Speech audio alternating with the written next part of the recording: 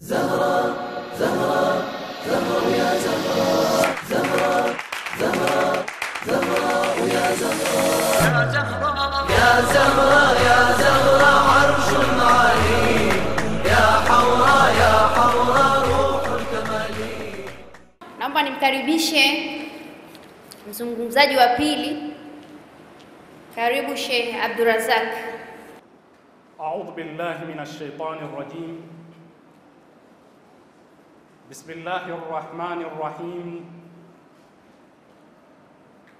بسم الله كلمة المعتصمين ومقالة المتحرزين.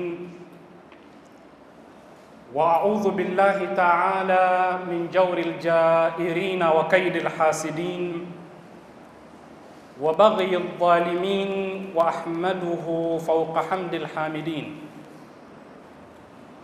ثم الصلاة والسلام على أشرف الأنبياء والمرسلين محمد وعلى آله الطيبين الطاهرين وأصحابه الغر الميامين، وبعد. يقول الحق سبحانه وتعالى في محكم كتابه المجيد: أعوذ بالله من الشيطان الرجيم: ولهن مثل الذي عليهن بالمعروف. وقال صلى الله عليه وآله وسلم: تخيروا لنطفكم فإن العرق دساس. كما قال: كل مولود يولد على الفطرة فأبواه يهودانه أو ينصرانه أو يمجسانه. وفي متن آخر: كل مولود يولد على الفطرة حتى يكون أبواه يهودانه أو ينصرانه. صدق الله العلي العظيم وصدق رسولنا الكريم. والسلام عليكم ورحمة الله وبركاته. Kwanza kabisa tunamshukuru Mwenyezi Mungu Subhanahu wa Ta'ala, vile vile na kumtakia rehma na amani watu ambao si Waislamu bwana wetu Mtume sallallahu alayhi wa alihi wasallam. Vile vile na washukuru ndugu zangu walioandaa kikao kama hiki cha kuelimishana, ambacho wamehudhuria katika kikao hiki watu wenye imani mbalimbali, Waislamu na wasiokuwa Waislamu, kama ambavyo nafurahi kuwepo kwa wageni wetu samahatu ad-Doktor Alidina na mgeni wetu kutoka Iran, wazee wetu kina Haji Sahib na wengine. Tunamshukuru Mwenyezi Mungu kwa hayo yote. Mjadala kuhusu mwanamke ni mjadala wa kifalsafa, kwa sababu umekwepo katika medani ya kifalsafa kwa miaka mingi na umejadiliwa kwa sura ambayo unajadiliwa leo hii, miaka elfu kadhaa kabla ya kuzaliwa kwa Nabii Isa alayhi salam. Lakini vile vile mjadala kuhusu mwanamke ni mjadala wa kibiolojia, kwa sababu unatizama suala zima la maumbile na tofauti zilizokwemo baina ya mwanaume na mwanamke. Ndio tutakapoona mijadala iliyofanywa huko nyuma kuizungumza role ya biology katika kudetermine role ya mwanamke katika jamii, kwa maana ya kwamba biology is destiny, is determinant. Biology ndiyo inayoamua. Umekuwa ni mjadala huu. Lakini vile vile swala la mwanamke ni swala la kibiolojia na la kisaikolojia, kwa sababu tunazungumzia at-tarkibat an-nafsiyya lilmar'a, ule mjengo wa kisaikolojia wa mwanamke, namna unavyotofautiana na mjengo wa kisaikolojia wa mwanaume. Lakini vile vile swala hili ni swala la kisosiolojia. Pindi tunapojadili nafasi ya mwanamke na majukumu yake katika jamii, je, kinachodetermine kazi za mwanamke na majukumu ya mwanamke ni namna jamii inavyotazama au kuna kingine? Hapo ndipo ambapo sociology inaingia vile vile katika suala la mwanamke. Suala la mwanamke huwezi ukalitenga na dhana za kiuchumi, na ndipo tutakapoona kwamba industrial revolution ina part kubwa sana inayoplay katika suala la kupigania kumkomboa mwanamke, kwa sababu lina sura ya kiuchumi na kuna mabadiliko kadhaa yaliyotokea katika sura ya kiuchumi yaliyofanya pawepo hizi harakati za kupigania ukombozi wa mwanamke. Vile vile ni swala la kisiasa, na limetumika na linaendelea kutumika sana kisiasa katika kuzungumza ile nafasi ya mwanamke katika jamii, uwakilishi wake kwa wanawake wenzake. Kwa hiyo utaliona liko katika sura hiyo. Lakini pia ni swala la kisheria, kwa maana ya kwamba sheria inasema nini kuhusu haki za mwanamke, na ndipo tutakapoona mitandao mbalimbali kama mtandao wa wanawake na katiba unaojitahidi kuona kwamba panakwepo na vipengele katika katiba vitakavyoweka usawa baina ya mwanaume na mwanamke. Kama ambavyo swala hili ni swala la kihistoria vile vile, na utaona watu kama kina Karl Marx namna wanavyolizungumza na kuhusisha na historia ya binadamu na kufikisha ulimwengu katika kile wanachokiita sexual communism, afikie mahala mwanamke awe kama public property, mali ya umma, yoyote anaweza kutembea naye, akimaliza haja zake anakwenda, mwingine anaweza akaja akashughulika naye, kwa maana ya kwamba hakuna ubinafsi wa kusema huyu ni mke wangu tu pasina mwingine. Haya yamejadiliwa katika dhana za sexual communism. Kwa hivyo hizi ni miwani zote hizi ambazo tunaweza tukamtizama mwanamke kifalsafa, kibiolojia, kisosiolojia, kisheria, kiuchumi, kisiasa. Hakuna eneo ambalo unaweza ukamtenga mwanamke katika maeneo yote haya ambayo yana mtazamo katika kummulika mwanamke. Sasa mmoja katika wanafalsafa wa kimagharibi anayejulikana kwa jina la Will Durant amesema hivi: lau kama nikiulizwa swali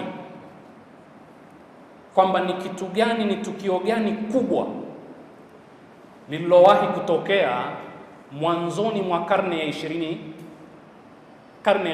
kwa maana ile nusu ya kwanza ya karne ya 20, mwaka 1900 mpaka 1950, Will Durant anasema lau nikiulizwa ni tukio gani kubwa lililotokea katika nusu ya kwanza ya karne ya 20 baina ya mwaka 1900 na 1950, Will Durant anasema sitosema kwamba tukio kubwa ni vita kuu ya kwanza au vita kuu ya pili, wala sitosema Russian Revolution ya mwaka 1919 ndio tukio kubwa lililotokea katika miaka hiyo, bali tukio kubwa ni kubadilika kwa position ya mwanamke katika jamii,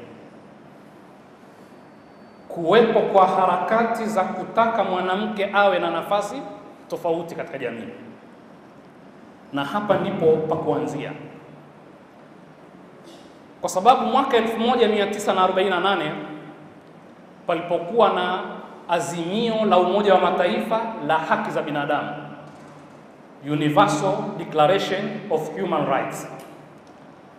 Ndio wakati ambapo pia nafasi hii ya kupigania ukombozi wa mwanamke na haki za mwanamke ilipazwa zaidi, ilisikika zaidi, ilipiganiwa zaidi, kwa sababu kuna kivuli ambacho mwanamke anaweza akaingia chini ya kivuli kile na yeye akapigania haki zake. Hapa palileta mabadiliko makubwa haya tunayoyaona leo hii. Kwa hivyo mtazamo wa bwana huyu ni kwamba tunaishi katika mazingira ambayo suala la kupigania haki za mwanamke lina nafasi kubwa sana katika nyanja zote za kimaisha. Na kama tulivyosema kwamba mjadala huu wa haki za mwanamke, na sisi katika mazungumzo yetu insha Allah tutatizama vitu viwili. Tutatizama haki na tutatizama wajibu, kwa sababu huwezi ukazungumzia rights without responsibilities, kama ambavyo huwezi ukazungumzia responsibilities bila rights. Kwa hiyo tukimzungumza mwanamke tunazungumza haki zake, lakini kwa wakati huo huo tunazungumza ule wajibu wake, kwamba ana wajibu gani na yeye. Sasa mijadala hii kuhusu mwanamke na haki zake, tukitaka kuielewa, ni lazima tuanzie katika shina la tatizo lenyewe. Chimbuko la tatizo lenyewe ni nini? Mahala ambapo mambo haya yameibukia, na ninafurahi kwamba wengi katika sisi tuliohudhuria hapa ni watu kutoka katika vyuo vikuu. Kwa matarajio yangu ni kwamba tutakwenda pamoja, tutaelewana katika swala hili insha Allah. Kwa hivyo mwiba pale ulipoingilia ndipo unapotokea. Kwa hivyo lazima tufahamu kwamba tatizo la msingi ni nini. Huu mjadala ukijadiliwa juu juu hatuwezi kufikia katika matunda. Kwa hivyo suala la kwanza ni kwamba ni nini chimbuko la tofauti hizi na mvutano huu katika nyanja zote za kitaalamu tulizozitaja, za kifalsafa, za kibiolojia na nyingine. Pale ndipo ambapo kuna majibu ya kwamba sasa tufanye nini. Na hakuna jipya katika mijadala hii. Yale yote yaliyotokea miaka 2000 na yakijadili mambo haya ndiyo yanayotokea leo hii. Mwaka 2400 kabla ya kuzaliwa Kristo, BC 2400 na palikuwa na mwanafalsafa maarufu mnamfahamu, Plato. Plato alikuwa ni mwanafunzi wa Socrates na Aristotle alikuwa ni mwanafunzi wa Plato. Plato alikuwa na mtazamo katika suala la wanawake. Plato yeye aliamini kwamba mwanaume na mwanamke quantitatively wanatofautiana, lakini qualitatively wako sawa. Sasa nini maana ya quantitatively? Kwa maana ya mjengo wao na muonekano wao, physically, biologically wanatofautiana. Mwanamke si kama mwanaume, kuanzia sura yake, miguu yake, mikono yake, sauti yake, mwendo wake. Kwa hivyo katika haya kila mmoja anakiri kwamba wanatofautiana. Kwa hivyo quantitatively kila mmoja anakiri kwamba wametofautiana, hawako sawa. Mwanamke anaweza kuchukua ujauzito, anazaa, ananyonyesha, hiyo ni tofauti, inaonekana wazi. Lakini qualitatively kwa mujibu wa Plato wako sawa, kwa maana ya kwamba ile capability ya kuweza kufanya mambo, uwezo wa kuweza kufanya mambo uko sawa, hakuna tofauti. Anaweza kuperform kazi zozote zile kama vile ambavyo mwanaume anaperform. Kwa hivyo akaweka bayana kwamba tofauti iko wapi na mahala ambapo tunaweza kushirikiana ni wapi. Lakini huu ulikuwa mtazamo wake. Mwanafunzi wake Plato ambaye ni Aristotle alipokuja, yeye alitofautiana na mwalimu wake. Akasema kwamba mwanaume na mwanamke wanatofautiana katika vyote viwili, qualitatively na quantitatively. Yani si maumbile yao wala muonekana wao tu ndio wanatofautiana, lakini hata uwezo wa kufanya mambo fulani fulani. Kuna mambo ambayo mwanamke anaweza zaidi na kuna mambo ambayo mwanaume anaweza zaidi. Kwa hivyo akawa na msimamo wa sampuli hiyo. Kwa hivyo hawa wanatofautiana katika nyanja zote kwa mujibu wa yeye, kwamba kwa upande wa uwezo wa kufanya mambo wako tofauti, kwa upande wa muonekano wao vile vile kibiolojia, kifizikia wako tofauti vile vile. Ukifahamu hilo utaelewa kwamba ndio chimbuko la tofauti leo hii katika masala ya haki za mwanamke na suala zima la usawa. Na ukishafahamu hivyo utapata majibu ya kwamba je, usawa baina ya mwanamke na mwanaume unawezekana au hauwezekani? Sasa tuhamie katika istilahi, terminology za kisasa ambazo hazikutumika wakati wa kina Plato, ambazo zinatumika katika kulielezea swala hili ili tuelewe chimbuko la tofauti ni wapi. Ulimwengu wa sasa hivi na hasa watu wa psychology na sociology wanazungumza kuhusu kitu kinachoitwa nature na nurture. Nature ni maumbile, nurture ni mazingira. Suala ni kwamba katika sociology, je, role ya mwanamke katika jamii inatokana na nature yake au inatokana na nurture, kwa maana mazingira ambayo amekulia? Hapa napenda tusikilizane vizuri sana, kwa sababu nikisema nature na kusudia kwamba namna alivyoumbwa, asili yake, maumbile yake ndiyo yanayodetermine kwamba afanye nini katika jamii, awe na jukumu gani katika jamii. Nikisema nurture, ambapo ndio ulimwengu wa leo hii na mafeminist wanaamini kuhusu nurture kuliko nature, kwa maana ya kwamba anayempa role mwanamke ni jamii, sio nature yake. Na kwa maana hiyo jamii ikibadilika na role ya mwanamke katika jamii itabadilika. Wakiwezeshwa wanaweza kuingia katika nafasi za kiuchumi, za kisiasa, za kijeshi, za kiutawala, wanaweza, lakini jamii imewa marginalize. Napenda tusikilizane katika hili sana. Sigmund Freud ni maarufu sana, ni mwanasaikolojia ambaye haamini kuwepo kwa Mungu, mwanasaikolojia anayeamini kwamba dini, kama vile anavyoamini Karl Marx, dini ni stage tu ya kisaikolojia. Binadamu anatoka katika superstition, anakuwa kidogo anaamini religion, na stage ya tatu ni science. Kwa hivyo ni mtu ambaye ni materialist, kwa Kiswahili wanasema myakinifu. Sasa bwana huyu ana mjadala unaojulikana kwa jina Biology is Destiny. Na tukizungumza Biology is Destiny, tuna maana kwamba biolojia ndiyo inayoamua. Kwa hivyo kama mwanamke kibiolojia ana tofauti na mwanaume, lazima majukumu yake vile vile yawe kwa mujibu wa maumbile yake yanapotaka. Kwa hivyo mrengo huu ni katika mirengo ya kuamini nature, kwamba ndiyo ina play role katika kazi ya mwanamke. Sasa ni kweli tofauti za kibiolojia zipo, tena zipo zaidi tunavyofahamu, kwa sababu Alex Carey, mmoja katika wataalamu, amegundua katika maelezo yake kwamba mpaka cells za mwanaume na mwanamke zina chapa ya kiume au ya kike. Kwa hivyo sio sura tu tumetofautiana, sio tunatofautiana kwa mtazamo tu, ukimtizama mwanamke na mwanaume, sauti, mwendo na nini, la mpaka ndani cells zetu zikichunguzwa zina lebo ya kuashiria ni za mwanamke au mwanaume.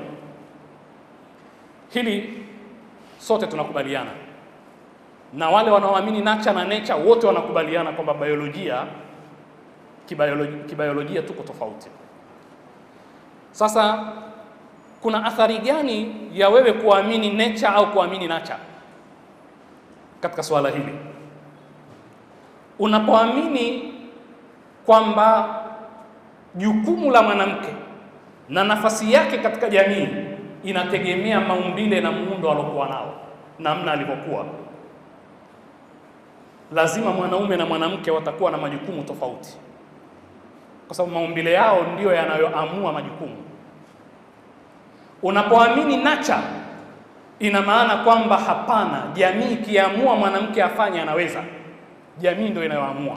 Socialization, environment, na ndio kunakuja nadharia theory mbalimbali hapo kama social learning theory, kwa maana ya kwamba katika maingiliano yale jamii inaweza ikakubali nafasi ya mwanamke ambayo awali haikutizama wala kukubali kwamba mwanamke anaweza kufanya hilo, lakini ikakubali baadaye. Natarajia kwamba tuko pamoja mpaka hapo, na hapa tulipofikia tuna haja ya kufahamu kwamba Uislamu nao una msimamo wake katika kueleza mambo haya ya nature na nurture, na tufahamu kwamba hadithi tulizozisoma sisi za Bwana Mtume na aya ya Qur'ani inatupa muongozo katika kudetermine role ya mwanamke katika jamii. Bwana Mtume sallallahu alaihi wa alihi wasallam amesema katika hadithi tuliyoisoma, takhayyaru linutafikum fa innal irqa dassasu, chagueni mahala pa kuweka mbegu zenu, ardhi ya kupanda mbegu zenu. Hakika vizazi viko sensitive sana, kwa maana ya kwamba kizazi kinaweza kuathiri pale utakapopanda lile shamba utakalopanda mbegu yako, litaathirika na mazingira ya shamba lile. Si kila mbegu inapandwa katika kila ardhi. Lakini akasema Bwana Mtume sallallahu alayhi wa alihi wasallam, kullu mauludin yuladu ala alfitra, kila anayezaliwa anazaliwa katika asli, maumbile ya asli. Yapi? Ya kumtambua Mungu. Fa abawahu, tunazungumza environment sasa, wazazi wake wawili, yuhawidanihi, wanaweza kumtia katika Uyahudi au yunasirani au katika shirk au yumajisanihi au katika umajusi kwa ujumla. Kwa hiyo kuna vitu viwili hapa, cha kwanza ni fitra, cha pili ni familia, ambayo ni primary agent of socialization. Ina athari kubwa sana katika malezi ya mtu, kumfanya awe na mwelekeo fulani au asiwe na mwelekeo fulani. Suala la msingi ni kwamba, narudia, ukisema kwamba nature ya mwanamke ndiyo inayotegemewa katika majukumu na kazi za mwanamke, utakuwa umeamini kinyume na haraka zote hizo za kupigania ukombozi wa mwanamke. Ukiamini nature, ina maana kwamba unaamini kwamba tatizo ni jamii. Ikikubali kubadilika, position ya mwanamke pia itabadilika katika jamii. Na hapo ndipo ulimwengu ulipokwepo, kwamba jamii inawanyanyasa wanawake, na jamii ikikubali kuwapa nafasi wanawake wanaweza. Na kinachozungumzwa hapa ni patriarchal society, kwamba tuna jamii ambayo ni inatawaliwa na mfumo dume. Lau kama wanaume wakimpa nafasi mwanamke, anaweza kufanya kama mwanaume, bali anaweza mara nyingine akamzidi mwanaume. Kwa hivyo kinachofanyika ni kampeni za kuhakikisha kwamba mwanamke anakombolewa kwa kupewa nafasi, kwa sababu alinyimwa nafasi. Ndio pakafanyika mikutano mingi. Mwaka 1975 mkutano wa kwanza mkubwa ukafanyika Mexico City, wakakusanywa wanawake wote. Mwaka 1980 Copenhagen, Denmark, wakafanya mkutano wa pili. Mwaka 1985 Nairobi wakafanya watatu, na mwaka 1995 wakafanya Beijing, China. Hii mikutano minne hii imelenga kuhakikisha kwamba ulimwengu unaelimishwa kwamba ubadilike, kwa sababu nature ndio ina play role katika kudetermine position ya mwanamke katika jamii, na wala si nature, kwa sababu ya mjengo huo, kwa sababu ya mtazamo huo. Na hawa wanaopigania ukombozi wa mwanamke wameibuka juzi tu, kwa sababu Marekani tangu mwanamke apewe haki ya kupiga kura hawajafikisha miaka 100. Kwa mara ya kwanza mwaka 1920 ndio mara ya kwanza mwanamke wa Marekani ameruhusiwa kupiga kura. Haki ya kumiliki, mke awe na haki ya kumiliki mali, Uingereza ni mwaka 1882 ndio sheria imepitishwa ya kumruhusu akiwa ni mke wa mtu aweze kumiliki mali na yeye. Kwa hivyo ni wageni katika uwanja huu, hawana umri mrefu katika uwanja huu. Sasa suala la msingi hapa ambalo tunatakiwa tujadiliane ni mtazamo wa Kiislamu. Lecture ya kwanza pameorodheshwa matatizo, tunatafuta njia ya kutokea. Tumesema kwamba hatuwezi kufahamu tutokee wapi mpaka tutakapofahamu tuliingilia wapi. Ndio tukaona kwamba asili ya tatizo hili ni hizo tofauti tulizozieleza hapa, kwamba masala ya nature na nurture, na masala ya tofauti zile za kimaumbile na tofauti za kiuwezo na mfano wake. Lakini istilahi iliyotumika na Mtume na inayotumika katika Qur'ani ni neno fitra. Neno fitra katika Uislamu lina maana ya maumbile ya asli, lakini maana ya fitra ni yale maumbile ya kumtambua Mungu, kwamba viumbe vyote vina asli ya kumtambua Mungu, lakini mazingira yanaweza kuvibadilisha. Yani hadithi ya Mtume kullu mauludin yuladu ala alfitra ina maana kwamba kila kinachozaliwa kina chembe chembe zinazomsaidia kufahamu Mungu ni nani, hata kama Mtume hakuja. Firaun anaweza kusema mimi ni Mungu, lakini anapoharibikiwa ile asili yake inamuunganisha na Mwenyezi Mungu Subhanahu wa Ta'ala, kwa sababu ya fitra. Sote tuna fitra hii, lakini Mtume anasema fa abawahu, au matni nyingine thumma abawahu, au hatta yakuna abawahu. Baada ya kuzaliwa mtoto katika maumbile ya asili, na maumbile ya asili ni kutambua haki. Mtoto hazaliwi muongo, mtoto hazaliwi ana kiburi, mtoto hazaliwi ni bakhili, mtoto hazaliwi na sifa zote hizi, bali mtoto anazaliwa yuko safi, anajifunza kwa wazazi. Fa abawahu, wazazi ndio wanamfunza ubakhili, wanamfunza uchoyo, wanamfunza uoga, wanamtishia kwamba asipokunywa uji atang'atwa na dude, wanamtengeneza mpaka anakuwa muoga, kwamba wewe hutaki kunywa uji, mtampatia mwenzako ili ajenge hali fulani ya ubakhili, hata kama hautaki anywe ili mwenzewe asipewe. Sasa hali hiyo ni kumtengeneza awe bakhili. Kwa hiyo tunawalelea, tunawatengeneza, tunawabadilisha kutoka ile fitra yao. Hapa tunajifunza kwamba kuna fitra na kuna mazingira. Uislamu hausemi nature na environment au socialization, bali unasema fitra. Na tufahamu kwamba kuna tofauti baina ya nature na fitra. Wale wanaozungumzia nature hawazungumzii positive side tu, wanazungumzia positive na negative sides. Kwa maana ya nature, anaweza kuzaliwa, mmoja katika wataalamu Lombros amefanya utafiti kwamba kuna watu wanazaliwa waovu kinyume kabisa na mtazamo wa Kiislamu, na akaainisha kwamba macho yanakuwa hivi, kope zinakuwa hivi, sijui kinakuwa hivi. Kwa hivyo kuna vitu ambavyo ukiviona katika maumbile ya mtu vina sign tabia yake. Kwa hivyo anaweza akaonekana njambazi kwa kumtizama tu maumbile yake yalivyokuwa na namna alivyozaliwa. Sisi tunasema la, fitra haina negative side, ina positive side peke yake. Kwa maana ya kwamba anapozaliwa mtu ni safi, hakuna anayezaliwa jambazi. ndivyo Mungu alivyotuumba, lakini mazingira atakayoyakuta yanaweza kumuandaa katika hali nzuri au hali mbaya, yanaweza kusapoti ile fitra au kwenda kinyume.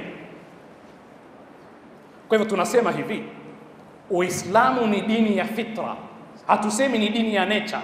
Naam, ni dini ya nature kwa maana ya kwamba kiasi kikubwa sana inakubaliana na maumbile aliyoumbiwa binadamu. Kwa hivyo sheria zote za Mwenyezi Mungu zinakuamrisha ufanye jambo ambalo maumbile yako yanaweza, kwa sababu hii ni dini ya fitra. Na utakapohukumu kinyume na maumbile, lazima italeta athari katika maisha ya binadamu. Labda tupige mifano miwili mitatu. Ulimwengu wa sasa hivi unapozungumza juu ya mtu mzima ni nani? Unakuambia mtu mzima ni mtu aliyofikia miaka 18 kwenda mbele. Kwa hivyo ILO wana vigezo wanapozungumza mtoto ni nani na mtu mzima ni nani, wana umri wameuweka. Dunia nzima walioweka chini zaidi ni miaka 16, lakini wengi wanamtambua mtu mzima kisheria yule mtu aliyefikisha miaka 18 kwenda mbele. Na kuuliza swali hili, je, hukumu hiyo inaendana na maumbile au ni kinyume na maumbile? Majibu ni kwamba iko kinyume na fitra na maumbile, kwa sababu Kiislamu mtu mzima ni yule ambaye maumbile yake yamebadilika yakamruhusu kuweza kupata mtoto. Hani maumbile, kama ni mtoto wa kike, kuna sign mbalimbali zimeonekana, amefikia, amepevuka, anawajibika. Sheria inasema ni mtu mzima Kiislamu. Kwa hivyo kudetermine mwaka katika kuainisha mtu mzima kisheria Kiislamu ni makosa. Maeneo ya joto anaweza kupevuka mapema, mathalan mtoto wa kike, na maeneo yasiyokuwa ya joto akachelewa kupevuka. Lakini maumbile yanapoleta mabadiliko, sheria ya Kiislamu inakwenda sambamba na maumbile. Rabbuna alladhi a'ta kulla shay'in khalqahu thumma hada.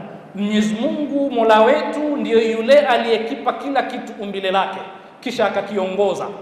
Kwa hivyo umbile lina determine kiasi kikubwa sana majukumu ya mtu.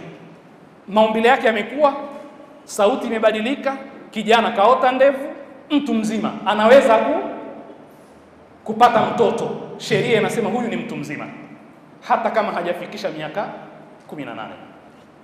Sasa ulimwengu unapotuambia miaka, ndio pale mabinti zetu tunapowakusanya katika shule za sekondari tukawaita watoto, kisha wao wakatufundisha kivitendo kwamba wao si watoto. Unasema amepata ujauzito, mtoto kapata ujauzito, kazaa mtoto, lakini amekufundisha kimaumbile kwamba mimi si mtoto, naweza kuwa mama. Kwa sababu maumbile yake hakuweka hivyo Mwenyezi Mungu kimakosa. Na ndio tunaposema kwamba sheria zikienda kinyume na maumbile, repercussion yake ni mbaya. Lau tungewatambua tangu mwanzo kwamba ni watu wazima, tunge take action za watu wazima, tungewatenganisha, tungewawekea mipaka. Hapa ndipo tunapoona uwiano baina ya fitra na sheria, lazima viende sambamba. Unaposema siku mpya imeingia, Uislamu unakuambia siku mpya haiingii mpaka pawepo na mabadiliko ya kimaumbile. Kiza kinatoweka, mwanga unatoweka, kiza kinaingia. Kwa hivyo siku ya Kiislamu mpya inaingia magharibi, kwa sababu kuna changes za kimaumbile zinazotufanya tuseme ni siku mpya. Lakini ukiniambia saa 6 usiku sioni mabadiliko yoyote ya kimaumbile mimi, saa 6 na dakika 1 na saa 6 kasoro dakika 1 ziko sawa tu, unataka niamini kwamba nimeingia siku mpya, lakini sioni maumbile yakiniambia ni siku mpya. Na kwa mfano huu ukirejea katika ar-rijalu qawwamuna 'ala an-nisa'i utaelewa kwamba fitra inasemaje hapo. Sasa ndipo ambapo tutaelezea huko mbeleni inshallah. Kwa sababu ya muda nitavuka baadhi ya vipengele. Sasa sisi kama Waislamu tunaamini kuhusu fitra na fitra ina nafasi katika swala zima la nature. Lakini fitra si nature, kwa sababu nature ina maana kwa wale wanaoitetea, unaweza kuwa umezaliwa mwovu au umezaliwa mwema, mzuri au mbaya. Lakini fitra inaamini kwamba Mungu kakuleta wewe ukiwa safi, bali mazingira yana nafasi fulani ya kuleta mabadiliko. Sasa turejee kwa mwanamke na mwanaume. Mwanaume na mwanamke kweli wametofautiana, maumbile yao yako tofauti, majukumu yao vile vile yako tofauti. Hawatofautiani katika muonekano tu, kwamba mwanamke ana sura hii, miguu yake iko hivi, sauti yake iko hivi, kifua chake kiko hivi, anaweza kupata ujauzito, ananyonyesha. Sio hapo tu, wanatofautiana zaidi ya hapo katika mambo mengine ya ndani. Na tunapomzungumza binadamu, lazima tujue kwamba mwanamke, mwanaume ambaye ni binadamu ana mjengo wa vitu vingapi? Ana vitu vingi sana. Mungu anaposema laqad khalaqna al-insana fi ahsani taqwimi, tumemuumba binadamu katika umbile zuri. Usije ukasema umbile zuri tu ni kwamba masha Allah macho yake yalivyojipanga, masikio yako wapi, pua iko wapi, mdomo, meno, anaweza kufuga ndevu, anaweza kusuka akapendeza. Ahsani taqwimi sio hivyo tu, bali ahsani taqwimi ndani na nje. Binadamu ni mkubwa kuliko hivi unavyomuona. Binadamu si mwili wake tu, bali ni roho kabla ya mwili, ni mjengo wa ndani kabla ya mjengo wa nje. Binadamu ana akili. Hiyo ni moja katika tofauti kubwa za binadamu na viumbe wengine. Kwa hiyo unapozungumza binadamu, unazungumza akili, unazungumza roho yake, unazungumza moyo wake. Moyo si kwa maana kipande cha nyama hicho. Ukirejea katika tafsiri za Qur'ani katika aya hii, kina Qurtubi, kina Sheikh Makarim Shirazi na hata Sheikh Jawadi Mughni katika tafsirul Kashif, utaona namna anavyoelezea neno takwimi, ahsani takwimi, kwamba mjengo wa ndani, ile haiba ya ndani ya binadamu ndio binadamu mwenyewe. Inhadhi ila ruhi wastakmil fadailaha fa anta birruhi la biljismi insanun, kwamba binadamu anazingatiwa kuwa ni binadamu kwa roho yake na ule mjengo wa ndani kuliko mjengo wa nje. Mjengo wa nje anao hata mnyama, ana pua, ana masikio, ana miguu mingi kuliko wewe, mara nyingine ni strong kuliko wewe, anaweza kupambana na mazingira ya nje ya hali ya hewa kuliko wewe. Kwa hivyo hilo halimati sana, kile cha ndani ndiyo binadamu mwenyewe.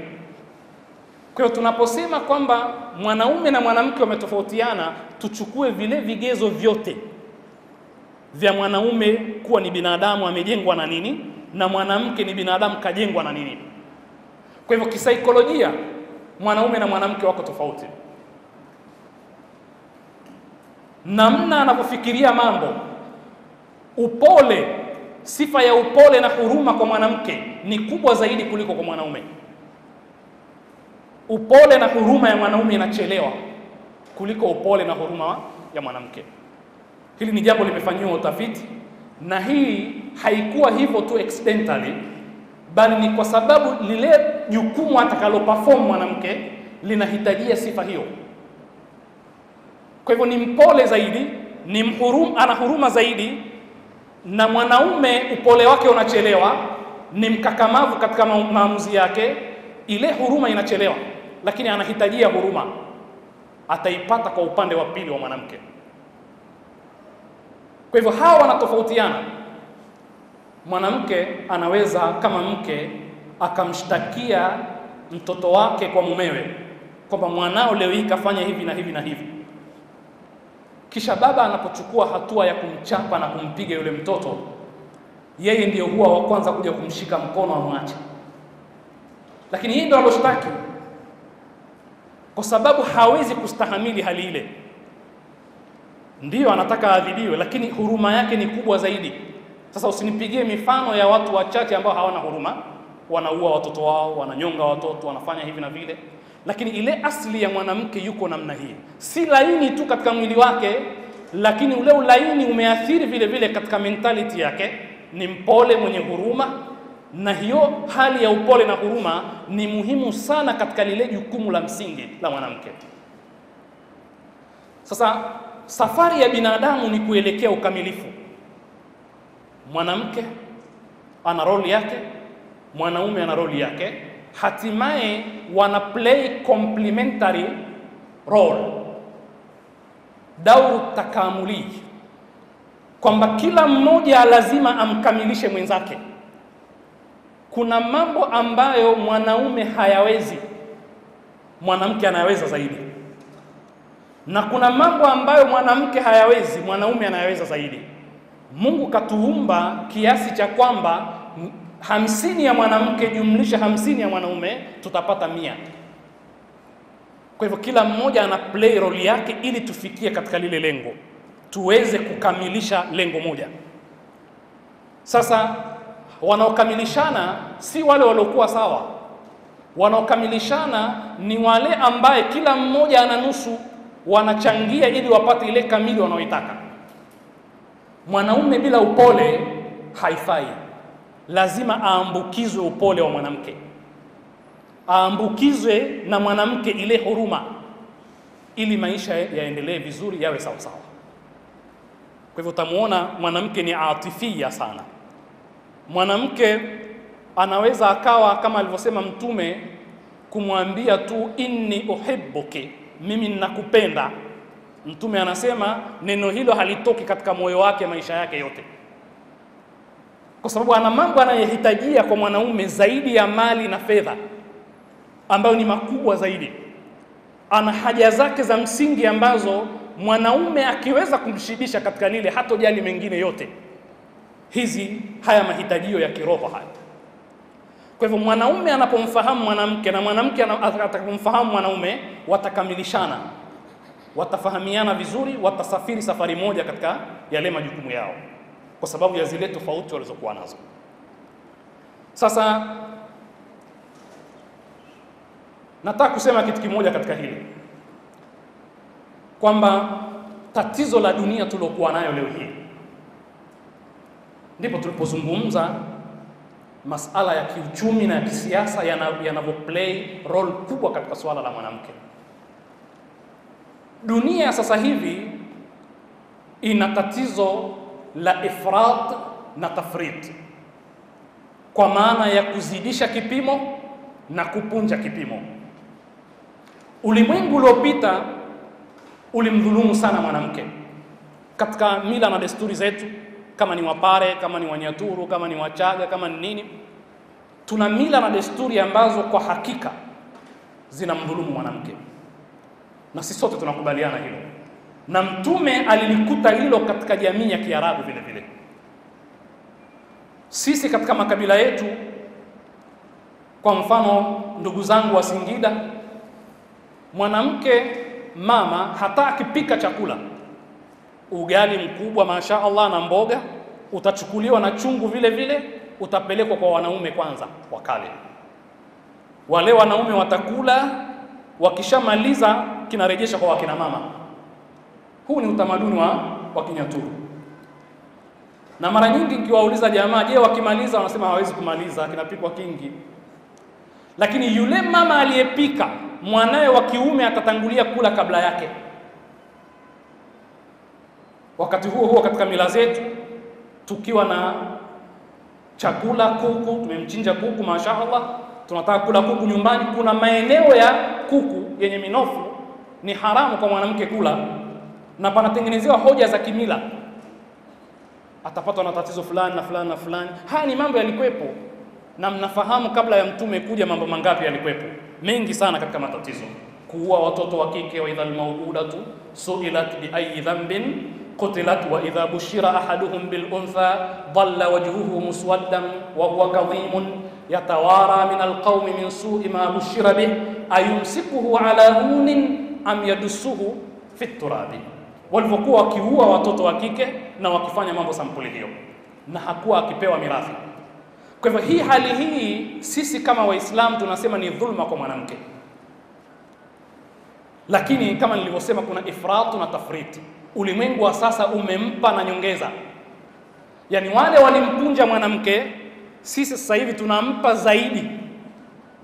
Kile tunachompatia kinaleta athari katika maisha ya kijamii. Hiyo ni hali ya mwanamke baina ifrat na tafrit. Sasa kwa haraka kiasi kama dakika 5 nivuke baadhi ya vipengele niweze kuzungumzia jambo la msingi. Ulimwengu ukiulizwa leo hii kwa nini unapigania haki za mwanamke, majibu ni kwamba hatuwezi kupata sustainable development kama nusu ya watu watakuwa marginalized katika shughuli za kisiasa na uchumi.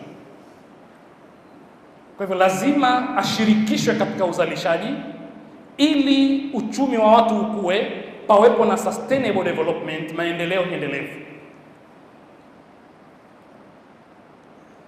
Lakini ukweli ulivyokuwa, mwanamke wa ulimwenguni kote ana jukumu la msingi kubwa, na hapa ndipo penye jibu la kwamba tutatatua vipi matatizo ya mwanamke. Suluhisho ni nini? Kama mhadhiri wa kwanza alivyotangulia, mimi hapa sasa nataka kuelezea suluhisho liko wapi.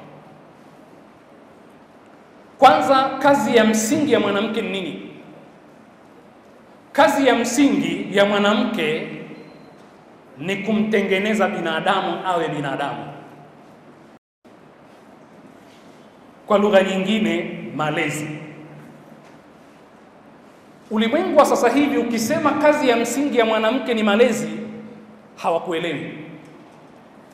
Kwa sababu maana yake ni kwamba unamzuia mwanamke ndani katika kuta 4 za nyumba za chumba, asitoke nje alee. Ndivyo ulimwengu unavyofahamu. Lakini chimbuko la kosa hili la kimtazamo la ulimwengu linatokana na nini? Linatokana na ile dhana ya maendeleo yenyewe ni nini? Tunaposema development tunakusudia nini? Dunia sasa hivi ina maendeleo au haina maendeleo? Lau ukiulizwa swali, dunia imeendelea au haikuendelea? Majibu ni kwamba binadamu wa leo hajaendelea. Binadamu wa miaka 100 iliyopita na 1000 kadhaa iliyopita aliendelea kuliko binadamu wa leo. Bali maendeleo ya vitu ni makubwa sana kwa wakati huu kuliko maendeleo ya binadamu. Sijui kama tunaelewana hivyo. Kwa sababu ukikosea katika ile definition ya development, na hizi concept ni muhimu sana kwetu. Dunia inatupotosha kwa sababu ya concept hizi. Sababu leo nikisema kwamba katika Uislamu hakuna demokrasi, dunia itashangaa. Lakini ndivyo ilivyokuwa, hakuna demokrasi. Kilichokuwepo ni shura. Kwa hivyo istilahi yetu ni shura. Sasa demokrasi na shura kuna tofauti gani? Utakuta shura ni zaidi ya demokrasi, bali inatupelekea katika uadilifu kuliko demokrasi. Lakini dunia haiwezi kukuelewa ukisema hakuna demokrasi katika Uislamu. Ukisema hakuna kupiga kura kwa maana ya kuvote, bali kuna bai'a. Bai'a ina dhana tofauti na kupiga kura. Na wanawake walifanya bai'a, walitoa bai'a.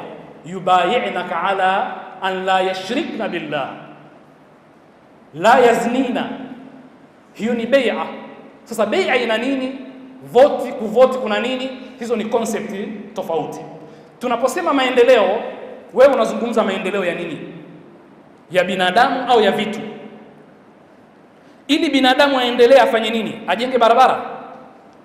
Kama tuna barabara nzuri, tuna majengo marefu sana, tumekwenda mwezini, tunasema sayansi imeendelea, teknolojia imeendelea. Lakini binadamu ili aendelee awe vipi?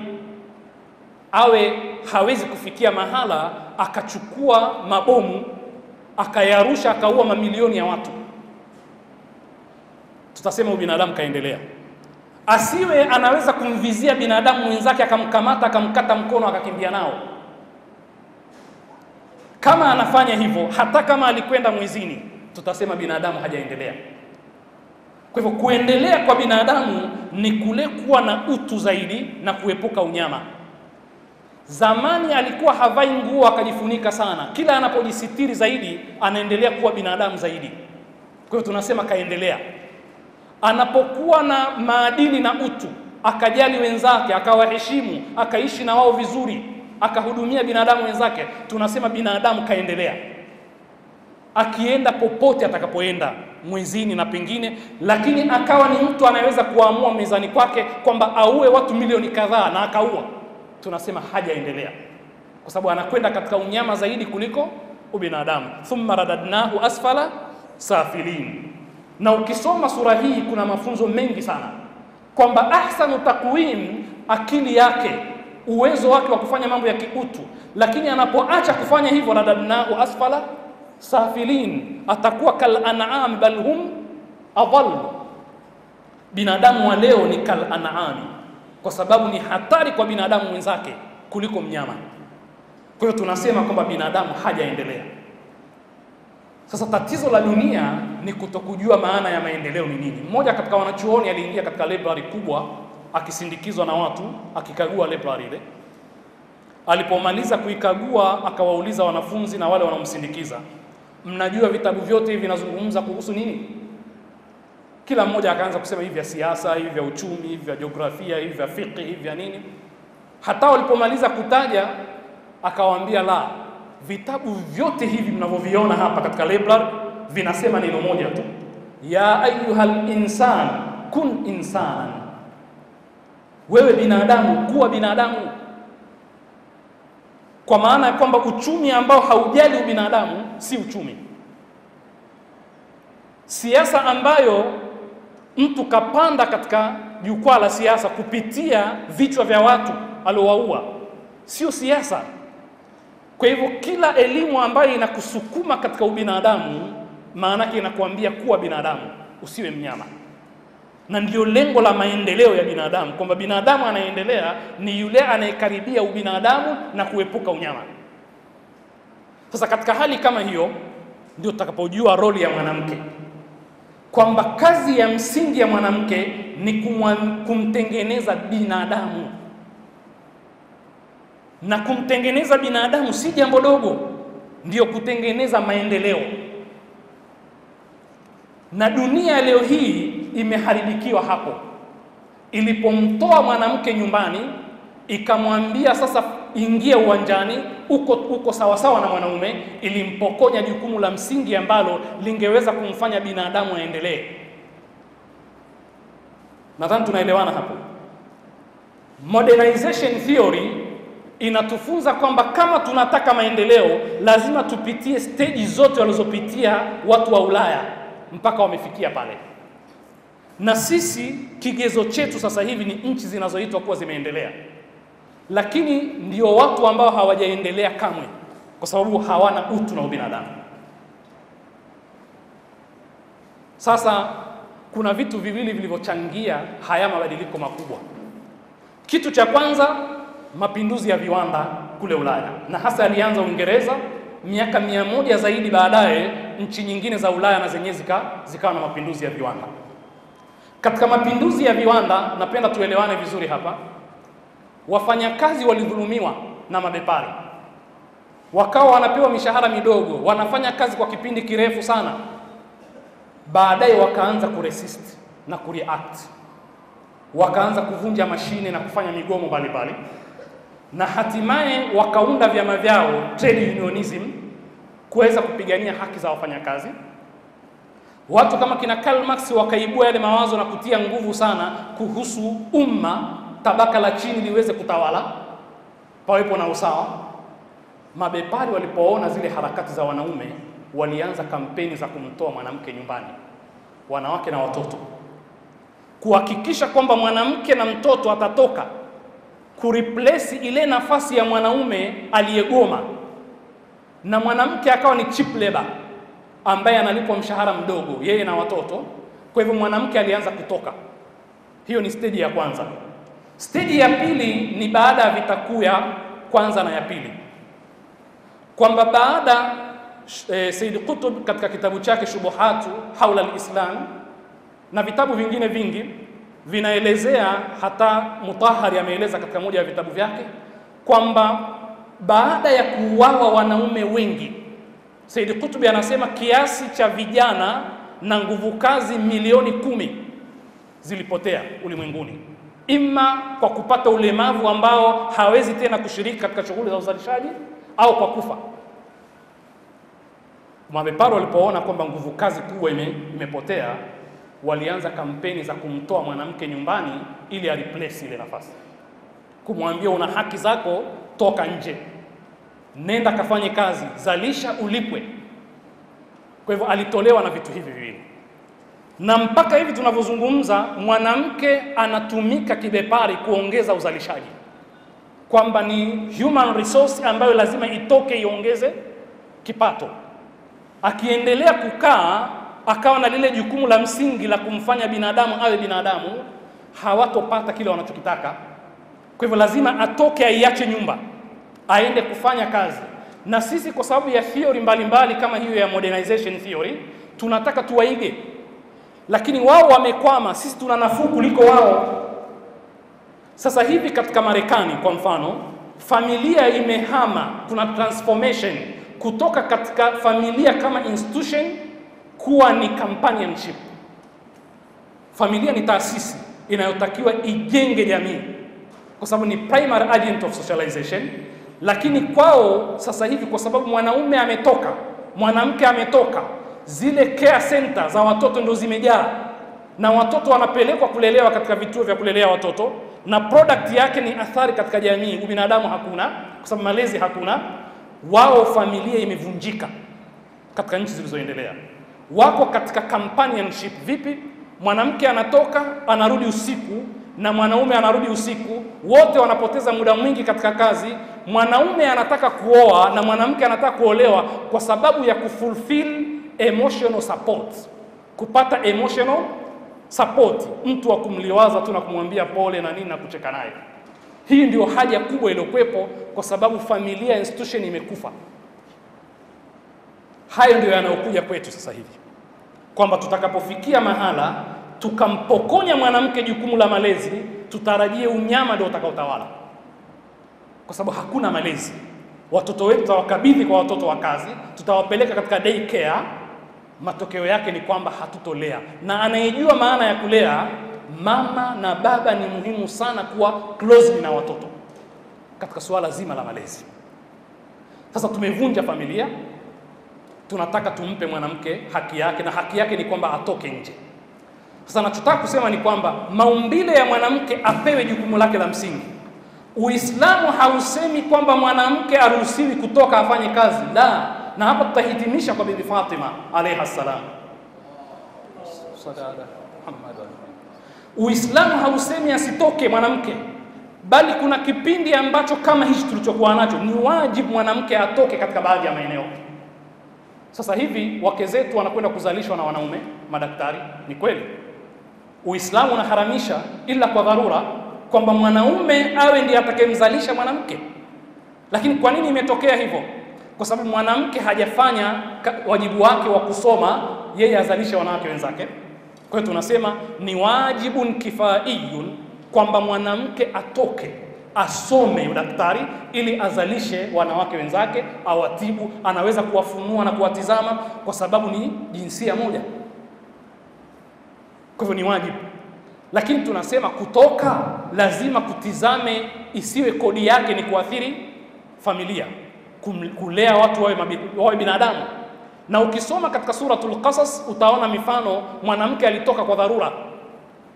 Musa alipokwenda katika Madian, falamma warada maa Madiana wajada ummatan minan nasi yasqun wa wajada min dunihim imra'atayn tadhudani qala ma khatbukuma qalata la nasqi hatta yusdira ar-ru'a wa abuna shaykhun kabir. Abuna shaykhun kabir, tabriri kwamba sisi hatuwezi kunywesha na hawa mabwana tukachanganyikana nao kwa sababu ni wanaume na sisi ni wanawake. Wa abuna shaykhun kabir, baba yetu ni mtu mzima sana, ndio maana tumetoka. Kwa hivyo anatoka kwa dharura.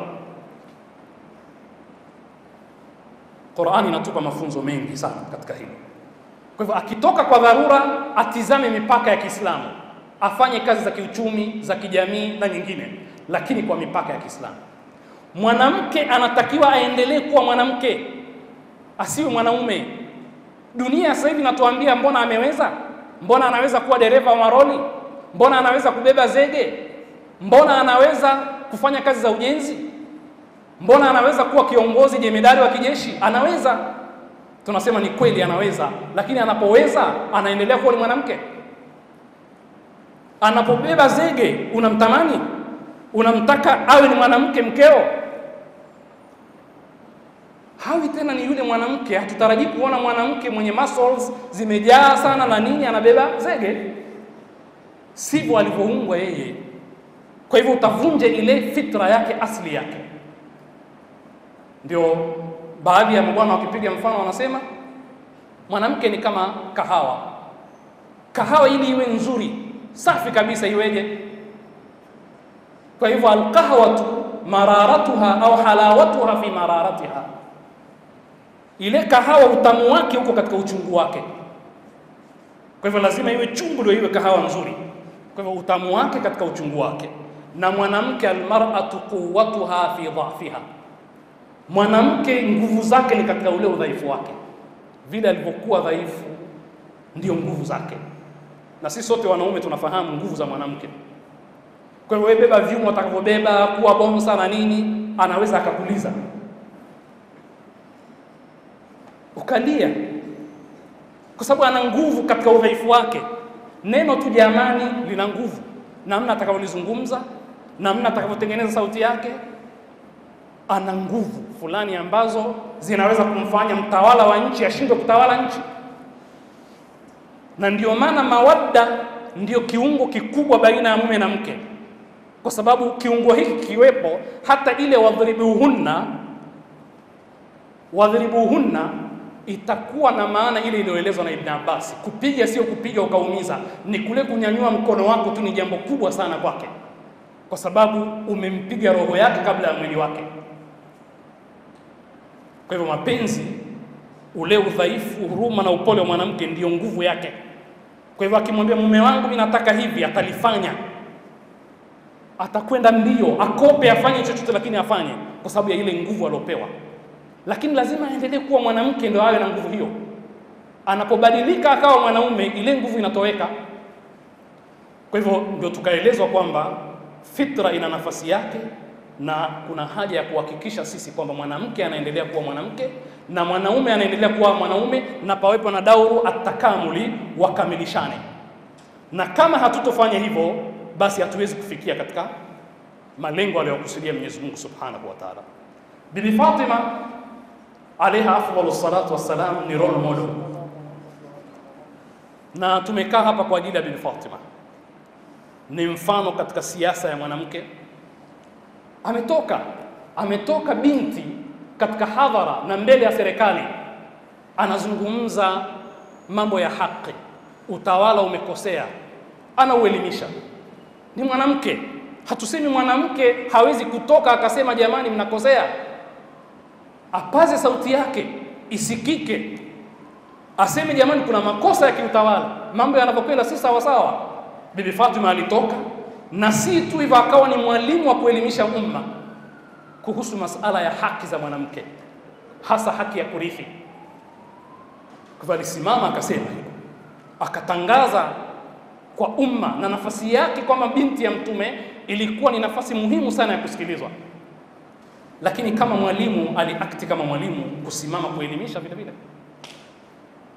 Mlezi aliyeweza kuwafanya watu kama Hassan na Hussein alayhi salam wawe ni watu adhimu ni Fatima alayha salam, ni product ya malezi ya Bibi Fatima. Kwa hiyo tunajifunza sisi malezi ya Bibi Fatima kila tunapomuona Hussein, tunapomuona Hassan, Zainab, namna walivyokuwa watukufu. Tunasema Fatima alifanikiwa katika malezi, aliweza kutengeneza majasiri watu namna ile, wenye adabu za sampuli ile. Kwa hivyo kwa mukhtasar, tuna mengi ya kujifunza sana kwa Bibi Fatima.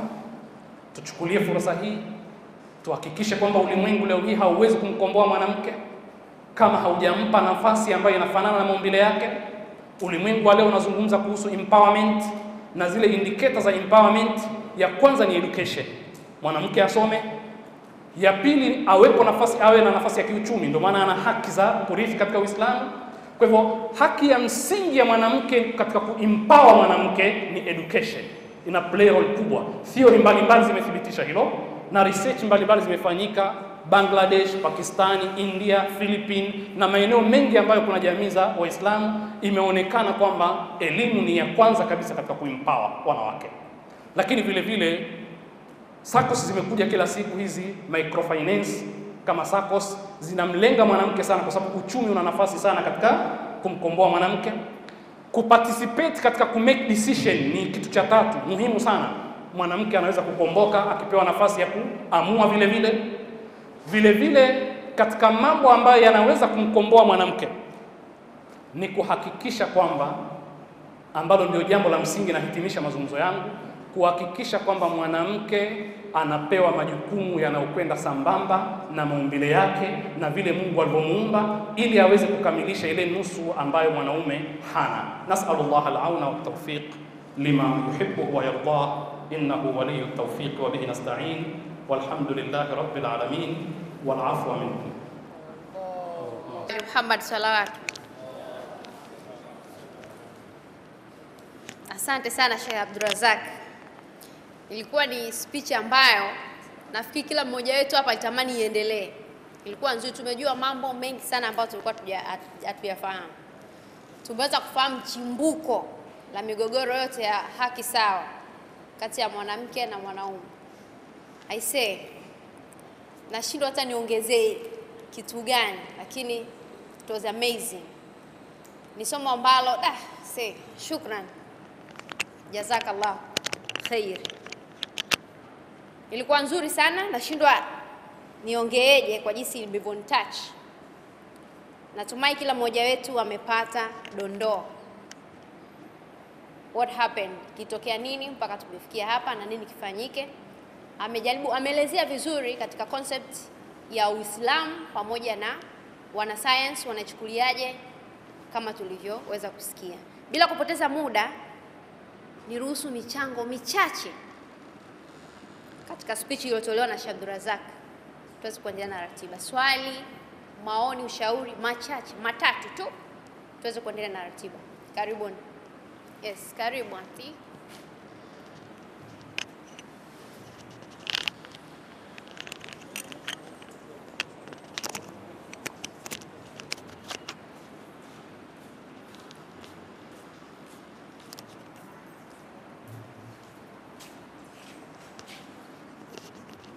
Assalamu alaikum wa rahmatullahi ta'ala wa barakatuh.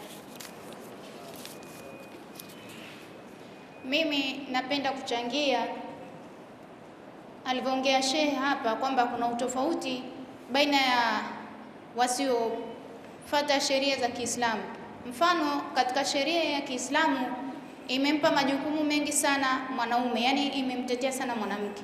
Kwa mfano, tunaambiwa kwamba mama akijifungua jukumu hilo anabeba nani? Anabeba baba. Na baba anatakana hata yule mtu atakayetaka kumnyonyesha yule mtoto alipe. Lakini kutokana na fikra ambazo tulizopewa leo, hayo majukumu akija kupewa mwanaume, labda hata kama ni kufua nguo, kufanya nini, tunaona ni kitu ambacho ni cha tofauti, au wanasema kawekewa lingwata. Tunaona kwamba hizo ni fikra ambazo tumeshajengewa. Na kitu kingine kwamba kinaonekana katika Uislamu, tunapoona tumewekewa sheria kwamba swala la mirathi, watatokea watu na kuona kwamba katika Uislamu umembagua mwanamke katika swala la mirathi. Na tunaona ndugu zetu Wachaga Rombo kwamba mwanamke harithi, yani kwamba mmezaliwa wote lakini mwanamke hana mirathi, harithi. Na tunaona swala lingine tena katika elimu, tunaambiwa kwamba ukimwelimisha mwanamke mmoja umeelimisha jamii. Sasa tunaona ni namna gani Qur'ani au Uislamu ulivyomweka huyu mwanamke juu, na wakatokea watu kuwafanya kwamba huyu mwanamke si lolote, si chochote, na kuturudisha katika ujahili, hali ya kuwa watoto wa kike wakiuliwa na wakionekana hawana thamani katika dunia hii. Na hata tena tunakuja kumuona kwamba Mwenyezi Mungu amefanya kwamba pepo iko chini ya wazazi wetu. Kwa hiyo Mungu amemtetea vipi huyu mwanamke? Sasa kutokana na Uislamu umeweka kumtetea huyu mwanamke, wakatokea watu kwamba tuifanye kwamba Mwenyezi Mungu hakuweza kumtetea huyu mwanamke, na tuone kwamba Uislamu